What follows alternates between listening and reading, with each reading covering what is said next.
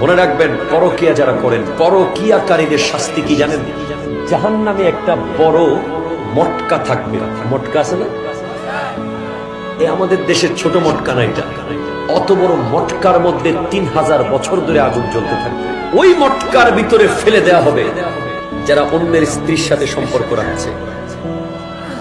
যে সমস্ত নারীরা নিজের স্বামীর বিছানায় অন্য পুরুষকে বসায়, যে সমস্ত নারীরা স্বামী বিদেশ যাওয়ার কারণে অন্য পুরুষের সাথে সম্পর্ক করে, তাদেরকে জাহান্নামের ওই মটকার ভিতরে ফেলা হবে।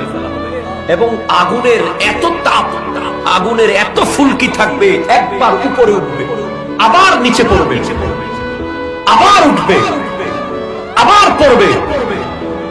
এবং সেই নারীদের যারা পরকীয়ায় লিপ্ত, তাদের স্তনের ভিতরে আংটা দিয়ে ঝুলিয়ে রাখা হবে।